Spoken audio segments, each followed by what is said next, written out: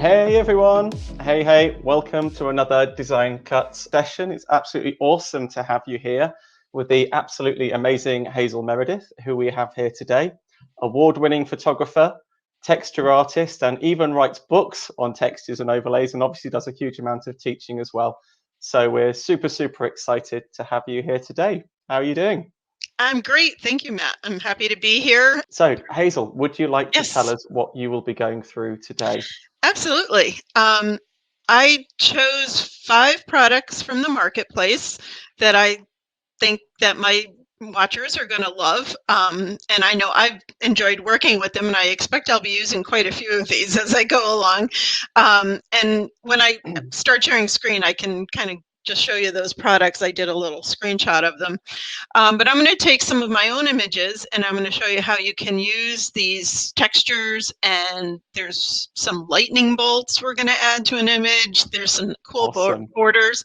They call them foxing overlays, but it gives it a nice like darkening edge, kind of a Awesome, to vignette really to the images. concentrate the focus. Lovely. Yeah, I love to do that Yeah, with my images, and I know I'll be using these lots. So brilliant.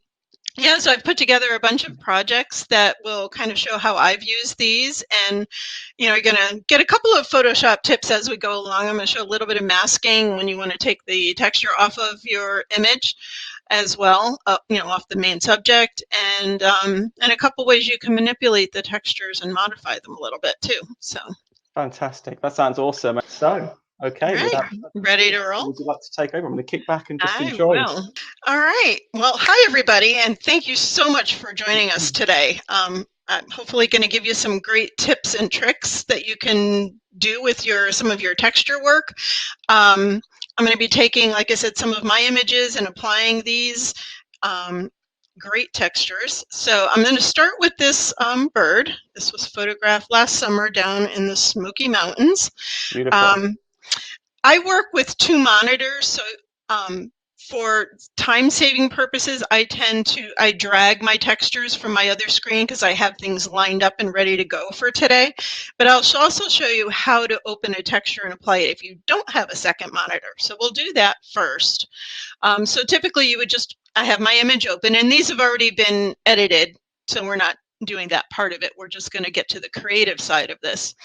So you would just go up to File, Open, and I have it set to this folder. So this is the first texture I'm going to use. So you would just double click it, and it would open that as a separate file. So I have my my bird, and I have my texture. Oh, and I did have up the shot too. These are the products we're going to use today. So I'm going to use my Move tool, and I'm working in Photoshop 2021, but you can also do these projects in Photoshop Elements, Affinity, On1, any product that can do layers.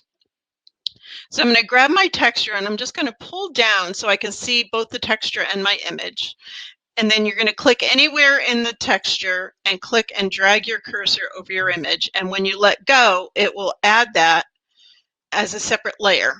So then we just need to line it up with our image. And I'm going to scroll back for a second. And you're going to make it the size of your image. So now comes the fun part. When we're working with textures, if you haven't done this before, the key to working with textures is changing the blending modes of the layers. So above your layers palette, it'll say normal. That's the default. When you click on there, you get this whole list of blending modes, and that is what controls how the texture interacts with the image below it. So for this one, I'm going to choose soft light. And you can also adjust it by changing the opacity if you want a little less of that strength. For this one, I'm going to leave it at 100%. So I'm going to add a second texture to this. You'll see as we go along. I like using multiple textures. You can use one, but I tend to use a combination of things. So I'm going to go to layer it up, right? What's up? It's great to layer it up. Oh, absolutely. Makes it fun. It really does. So I'm going to work by dragging things from the other screen just because it's a little quicker, because it'll automatically, when I drag it in, it's going to make it that separate layer. So all I have to do is size it. It just saves a little time. So I'm going to move this one over. Now what I decided with this one, before I actually even size it, oops, let's drag that one back over again. The texture is kind of a vertical line, and I decided I wanted it to follow more the horizontal way that my image is going. So I'm going to put my cursor up here in the upper right corner, and I'm going to get, when I get that curved arrow, click and just rotate this. And then I actually want to make these lines be the same kind of diagonal that that wire is. And then I'm going to stretch my texture to cover my image. So you're not limited to having the texture only cover the image. You can adjust it by dragging it off the sides a little bit if needed. That's a really lovely tip, actually, lining it up with the line in the background. Yeah, it really kind of makes the texture work well with your images when you do that, because this one has that, you know, horizontal view. So then we'll click our check mark. And this one I'm going to change to multiply, which is a darkening blend mode. But then I'm going to bring back the opacity a little to about 50%. And you don't have to be exact, but that would be here. And then before I add the border, when I was looking at this, when I was creating this project, I was like, gee, I like this, but with the textures, I may not like the area that was greener down here.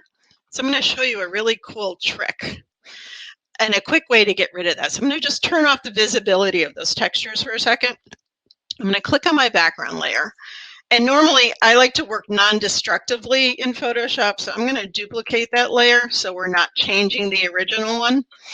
Now you could clone out or heal out this whole thing, but when you have something with a very solid background and it's near the edge, take the smudge tool, which is the one that looks like a pointing finger, and I'm going to use a fairly large brush, and we're actually stretching those pixels. This is such a great tip, actually. That's something I do as well. It's so much easier, isn't it? It's like, get rid of that. It's so much faster. Yeah, it really is. And it, like I said, it only works really well if you've got a solid background. Sure. And you got to be careful when you get near your subject, because you are stretching pixels, so you don't want to accidentally, you know, destroy your subject.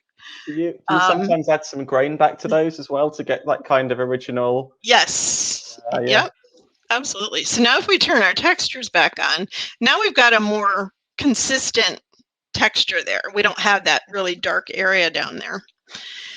So I'm going to click back on my top layer because I'm going to add one of the foxing borders. And I forgot to mention this pretty blue, the first one I used was from the Vintage Metallic collection, and this second one was from the Painted Texture collection out of those ones we showed you. So I changed this foxing border to multiply, to darkening. And what I do with a border like this is, instead of just a typical vignette, I think borders like this give a little more interest to an image. But this one is kind of, it's lighter on this one side. So we're going to duplicate this border. So I'm just going to use, I'm on a PC, so it's a Control J, it would be a Command J on a Mac. Oops, first I have to accept it. There we go. Control J. And I'm going to duplicate it and then go back to that Move tool, and I'm going to rotate the second one so that we get more of that texture over on the other side as well. And there you go. So that's our first project. So it's just a great way to add a little more interest. You know, it was a nice bird image, but now it's a little more artistic. And I'm going to show you in the next one how you can also mask some texture off your subject. So it's really holding the eye in as well with that frame, isn't it? Which is really nice, really concentrating the focus on the bird. Definitely. I like to do that, especially with lighter backgrounds like that. I think it just really helps focus that viewer's eye. So the next one I'm going to do, let's close this guy. And I will open up a rose. And just to save time, I've kind of pre-masked this because I spent more time on it, but I'm going to show you how I created that mask as well. So I'm going to duplicate this layer. And I'm going, because I want to add some textures behind the flower. So that's why I wanted to put the flower on a separate layer. And again, I like to work non-destructively, so that's why I'm masking it rather than deleting the background. So I'm going to use my quick selection tool and click on select subject. And that's going to do a fairly decent job of selecting most of the flower. You can see it missed a little bit over here and it missed the stem. So you can always add to this selection. You can just click in here and then we can click down here. I said I've got a better version because I don't want to spend a ton of time, masking. And what you would do to create the mask is once you have that selection, just click your add a mask icon. And there you go. It would already have them. So if I hide the background, you can see we've masked away that background. So I'm going to use the one that I did that's cleaner looking. I spend a little more time on that one so we'd have something nicer to start with. So I'm going to bring in my first two textures, actually three. Yeah, the first two are behind it. So I'm dragging in, this is also from the Vintage and Metallic collection. And this one I am going to, again, turn because it's just the texture, the way the texture is flowing to me work better that way with the flower itself. So we're going to stretch that one. And now it's over my image, but I want it behind it. So you can always click anywhere in the kind of blank area of your layer and drag it down. Nice. So now it's behind our subject. And then we're going to add another one to change up this color a little bit. And we could stretch this one, or you can rotate it just because it's already horizontal and we'll have a vertical image. That way we're not stretching it quite as much. And this one I am going to change to soft light. So this texture let us modify the color of the first one a little bit. I wanted it not really to match the flower, but kind of coordinate with the flower a little bit. So now I'm going to add one over top of the image. So I'm going to click on my top layer because when you bring in a new layer, it always adds above the active layer. So I'm dragging in from the impression group this pretty one here, and I'm going to put the lighter color at the bottom. And that's just, again, personal preference. And the other thing I decided to do is the angle of this texture is kind of leaning left, where our flower leans to the right. So we can also, let me hit that first, take that layer and we can go to Edit, Transform, and flip it horizontally. So now, again, that angle is matching the angle of our flower. Nice. Does the lighter area at the bottom help hold the eye in again? Yeah, I just, bottom of the composition? Kind of like when you look at the sky and it's darker at the top and then kind of, goes lighter at the bottom. So I decided to, since we didn't have any real ground down here, I thought that would flow better with the image. And once you apply these, you can always modify it further. You're not restricted to, okay, well, I put it this direction. Well, maybe you want to switch it after and try it with the lighter area at the top. You can still rotate it even after you've done the blending modes and stuff. So I'm going to go to soft light and we're going to bring this one back to around 82-ish. So again, we've now tied the color together a little more. It's made it a little lighter on the background as well as the flower. And now I'm going to do, again, one of the borders. So I'm bringing in, this is foxing number 7. And these also come as brushes. And sometimes I like to use brushes because you can control the color even more. And we can do that on one of our other projects. So this one I'm going to, again, change to multiply.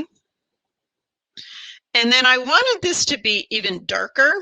So another kind of little tip, I'm just going to duplicate the layer twice.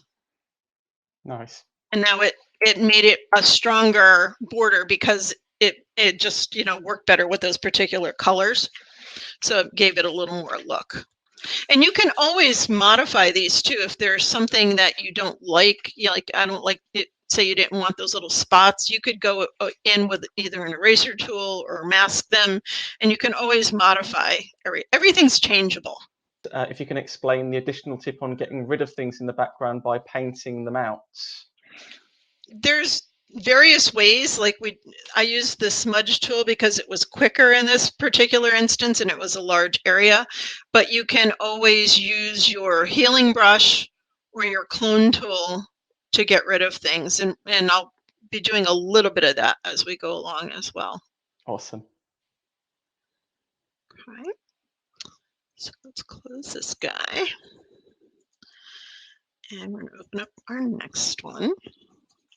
And this one, again, I'm going to show you how to change a texture if you want to also to use the texture without the color. You can also change a texture to black and white, and I'll show you how to do that with this one. So the first one we're going to bring in is from the Gold Ephemera collection, which I love using words and music like this and things in my images. I think it just can be really cool and give it a very different look. So this one I'm going to change to multiply, and we're going to bring down the opacity about halfway, 50, 51%. Now for this one, I don't want the music on the bottle, so I'm going to add a layer mask, which is your rectangle with the circle in it. I'm going to grab a soft brush, so my brush tool. I'm going to make it's a soft brown brush, but I can make it a little bit harder because I'm kind of working on a straight edge there at the edge of the bottle, so I don't want it to be too soft. And I'm going to zoom in a little bit just so I can see the bottle. And you could even lower the opacity of this more just so you can see through it better. And then we can change it back after.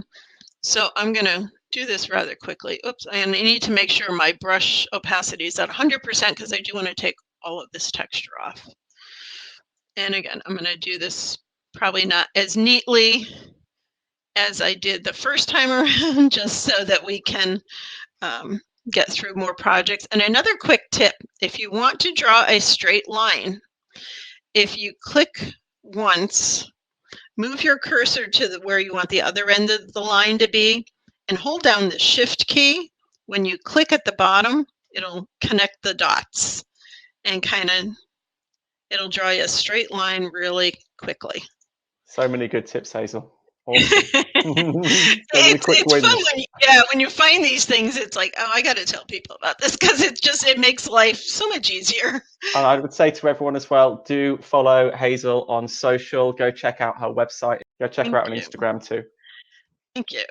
I just released an update to my website on Friday. I had somebody working with me and look what I just did. I painted in the wrong area.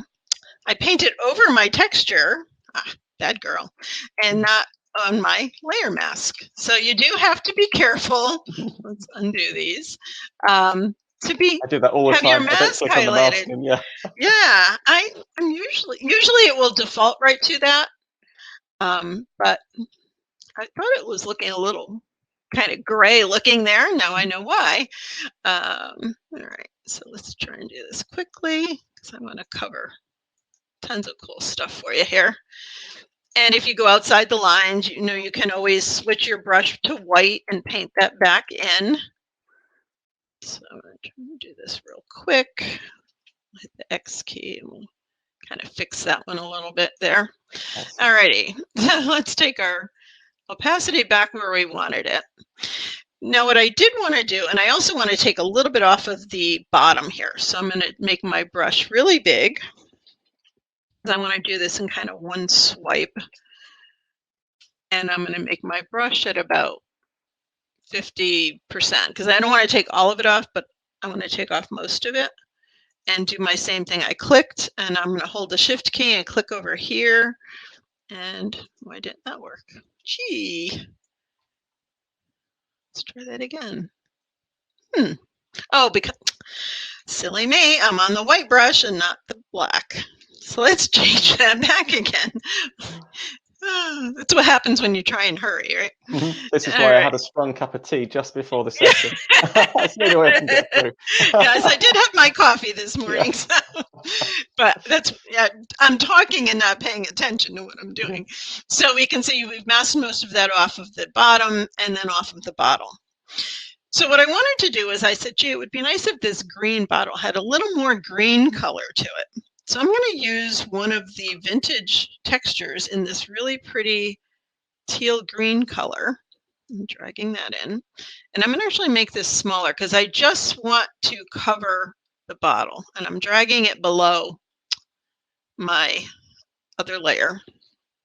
And let's get our handles back.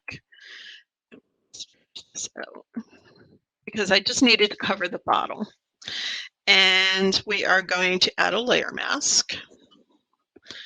And make sure I read my notes so I do this properly.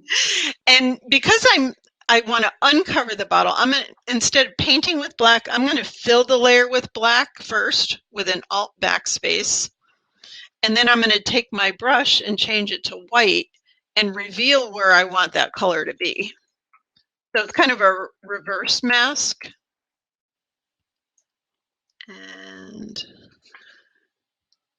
let's do this. And then I'm going to change the blending mode so it won't look quite so obtrusive. Awesome. Making it look very easy. So we're going to change that to a soft light.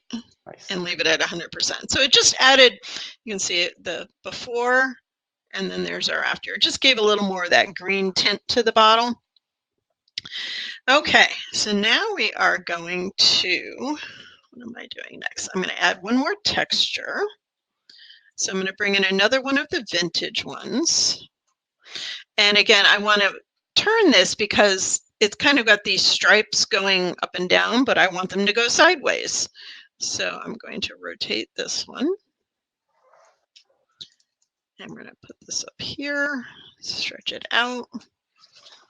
And this one I am going to change to multiply and bring down the opacity. Originally when I did this, I was trying it like around there. I'm like, that's still a little too dark. So I'm going to bring it down even a little bit more. Awesome. Now I'm going to show you how to modify this. If you wanted that texture but not really the color, if you didn't want to get too much of the warmth in there, you could add a black and white adjustment layer, which I'm up here on my adjustments panel, and I'm going to click the black and white one. Now when I click that, it's changed everything below that to black and white. I only wanted to change that one layer, so we're going to clip those two layers together. And I use the keyboard shortcut. As with everything in Photoshop, there's multiple ways to do it. I do Control-Alt-G. And you think of G for grouping them together. And you can see how it kind of shifted that over. And that little arrow is telling me that that layer is grouped to that layer. So this black and white is only affecting that one texture and not our green and our background. And then you can use the sliders to adjust the amount of the contrast in your black and white, depending on the colors in your image. So that's another way you can modify a texture by changing it to a black and white. And I also would take the time, I masked it off of the at the actual flower. And then I'm going to use one of the foxing borders. But all about the accurate cursors that you're using with the brush size. Yes. In Photoshop, which is quite a cool tip, really, because obviously it's quite difficult to use it if you don't have that accurate brush on. The size of the brush. Yes, yeah, size, I'm using the bracket keys, which are the square brackets that are to the right of the letter P on your keyboard.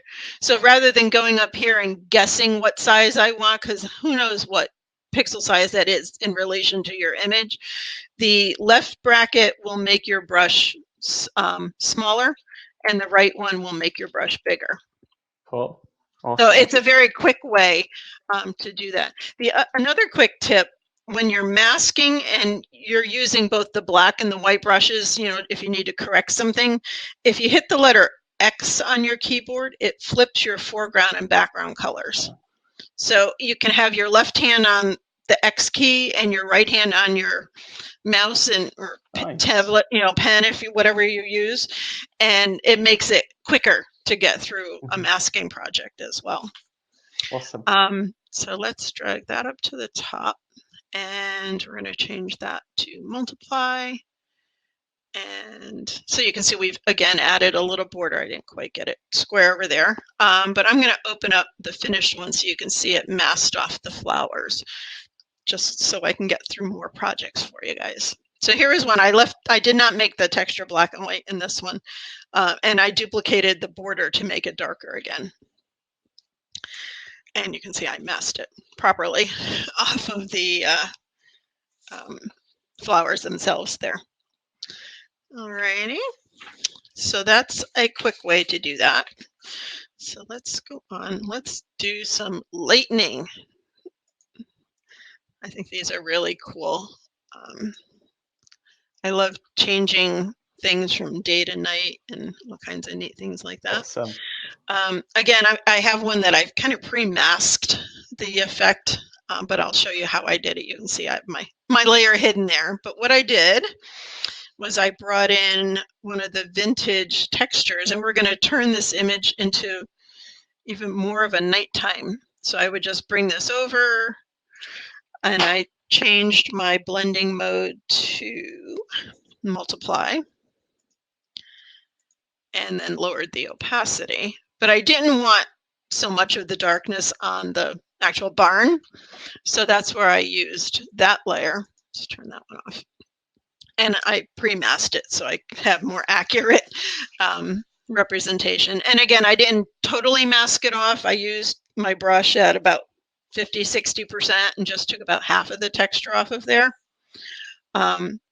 So I want to get to the good stuff of showing you how to add some lightning effects to this. So I'm dragging in lightning number 23. And there are some really cool things in here. And we're going to make this a really stormy sky. So I'm going to bring this one in about there. And again, you can always move these independently, and once you get them all in. And then we're going to bring in, and I have my my finished one on my notes here, notes saved here, so I could replicate these. And again, you can angle them. This one I'm going to have coming in off the top, and I'm going to show you how I adjust that first one a little bit so it doesn't have quite such a sharp edge. Kind of weather in the UK, it's generally just drizzle or grey, or not a good lightning storm, not proper. Well, we get a few of them down here. The car gets blown away. This one would be a pretty nasty storm with this many lightning bolts. So we're going to bring that one around that, and then we're going to bring in one more. This one I decided to make it look like these two were kind of branching from each other. And another quick tip. I want to move this just a hair to make those match, but a lot of times when you're dragging things, it wants to jump too far. If you use the arrow keys on your keyboard, you can move things 1 pixel at a time. So I'm using the right arrow. You can see it's moving over. Each click of the arrow key moves it 1 pixel. So it lets you get really precise when you want to do things like that. And bring in one more over here. Why not?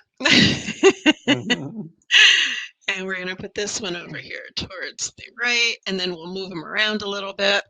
I'm definitely not going walking with a metal umbrella. Yeah, for sure. And that's a metal roof on this barn, yeah, too. Sure. So that would really not be a really good thing. I'm in the storm bunker myself. I'm hunkered down. Yeah.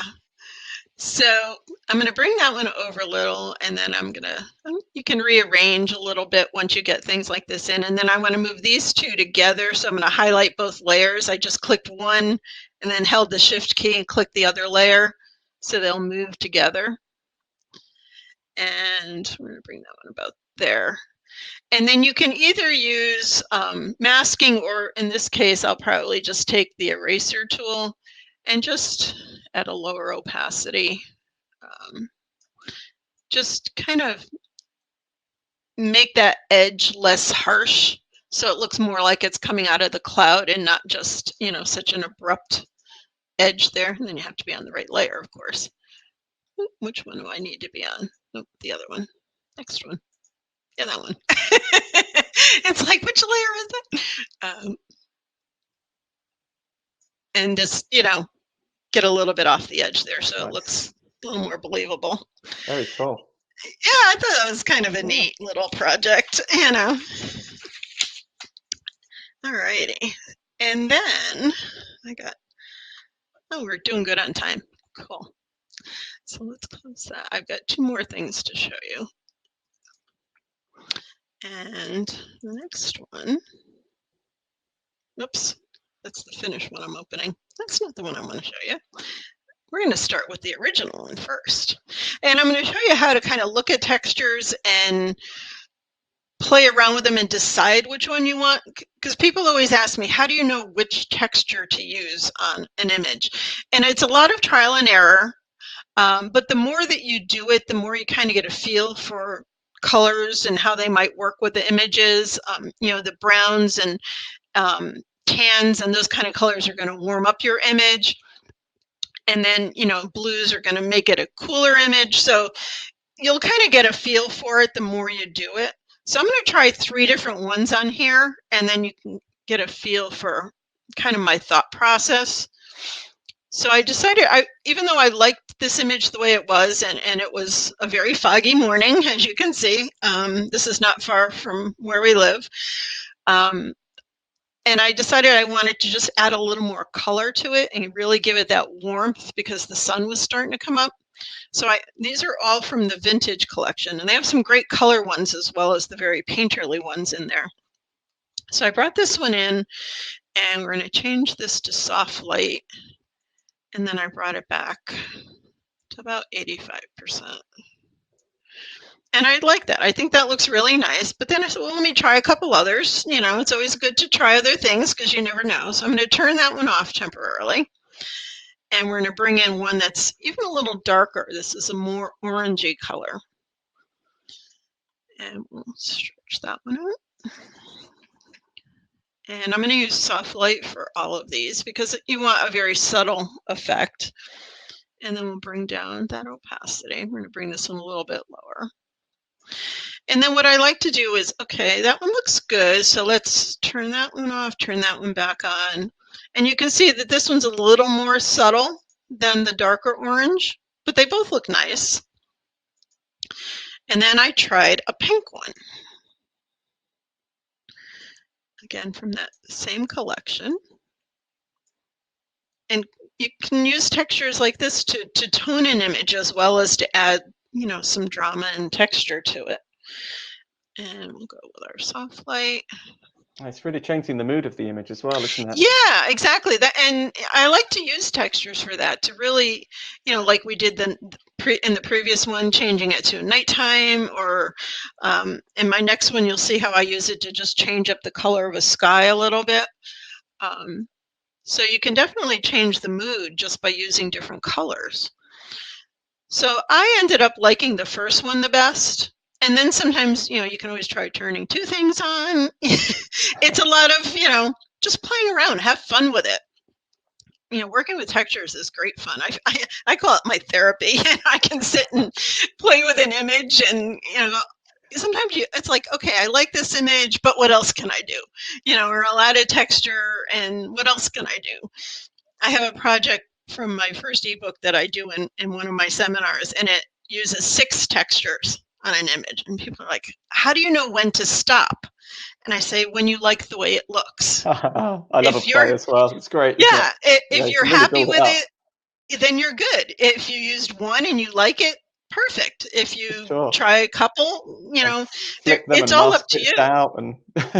Yeah, it's up to you. It's your piece of art. This is your image, and you can do whatever you want to it. Art is in the eye of the beholder. So I like that one the best. So that would be my finished piece for that one. So let's close that. And one more. I love shooting bare trees, or as a friend of mine who shoots out in the Southwest a lot, he calls them naked trees when they don't have leaves. It's just something about tree silhouettes, and I just like them. So I liked this one. It was kind of an overcast day. There were some clouds, but the sky could use a little more drama. So again, textures are a great way to do this. So I'm going to bring in one of the impression ones. And again, our texture is going vertically. I want it to go horizontally to match my image. And I am going to put the lighter color at the bottom only because I want this pretty blue in my sky. Nice. And then we're going to move this one. They are really beautiful It's sets. stunning, aren't they? I'm glad I chose these. So this one we are going to change to multiply and darken it a little. And then I actually left it at 100%. However, when I looked at this one, I'm like, well, I love what it did to the sky. I didn't really like that purple area. So again, I'm using Control T to bring back my handles. And I'm just going to drag this down. I'm going to drag that purple right off the image altogether and just stretch out that texture so that now we just have those pretty shades of blue. And I'm going to add the layer mask again. I'm going to lower my brush way down to about 24%, 25%, something like that. And I'm going to make it bigger so I can kind of do one big swipe, maybe two, and just, again, make sure your foreground color is black or nothing happens.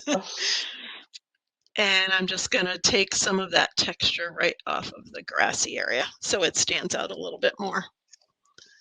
And there you have it. Very atmospheric. So it's just a great way to add a little more interest and drama and color to an image. And it could be an image that you like perfectly well the way it is, but to, be able to have something that can modify it and add some other, looks to things. And you could layer another texture. You could layer, let me open up the file. We'll kind of do something off the cuff here. Let's see what might look good there. Let's look in. I'm a huge fan of layering in borders as well and playing with those and making it a bit vintage. And yes, I love the vintagey grunge kind of look. My husband and I like to photograph a lot of like old cars around here. Nice. We've got tons of old barns, and we do workshops down here. And we were out scouting yesterday. Actually, there was an old house that we photographed before, and they're going to be tearing it down this summer.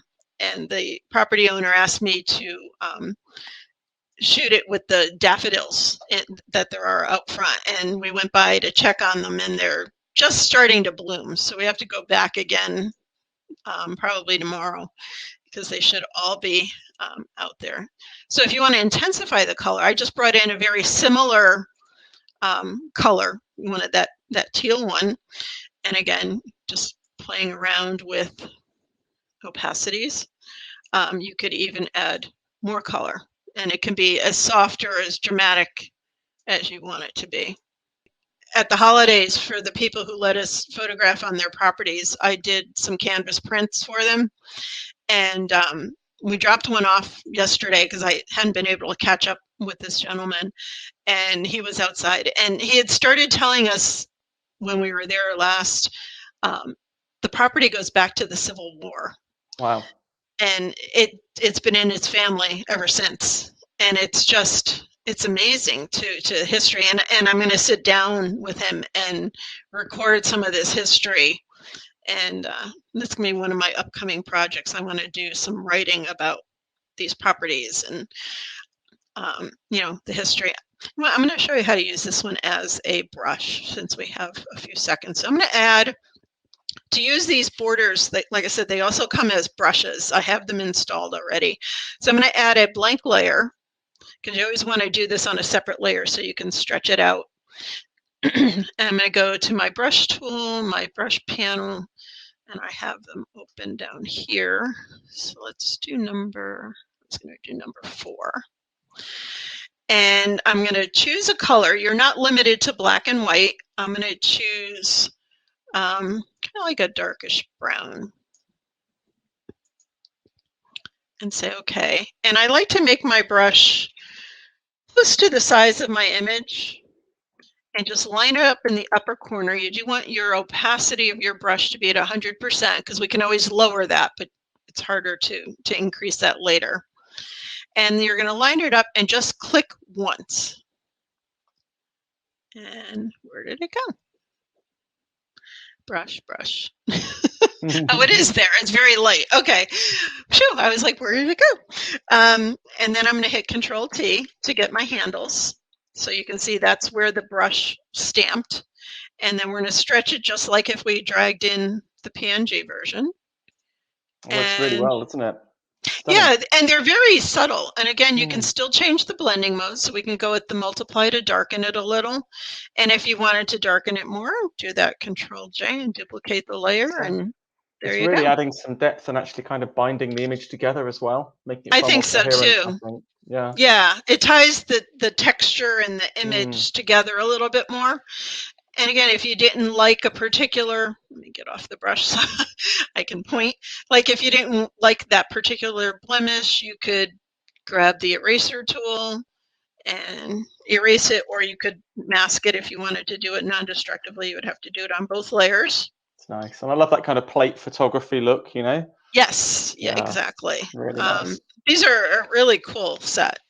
I can see me using these a lot. And you're never tied into, that fine, whatever that texture is. You can always modify things. Sometimes I will have a texture. If you didn't like that particular swash, grab your healing brush. And again, let's go to that texture layer. Turn these off for a second. You can go to that texture layer and, heal it away. Except what I've noticed when I've tried this before, and the reason it got really dark, because I had changed the blending mode, change it back to normal and do that. And then change your blending mode. It's something with the way the brushes work with the blending modes, because it's like darkening that as well when you're working the brush. But like if you didn't like a particular thing or like that purple area, I could always have cloned that out. So there's lots of different ways you can modify these. You're never. Go ahead. Sorry, you go. No, I was saying, you're never locked into, exactly what a texture looks like or starts as. You can always change things up and modify them.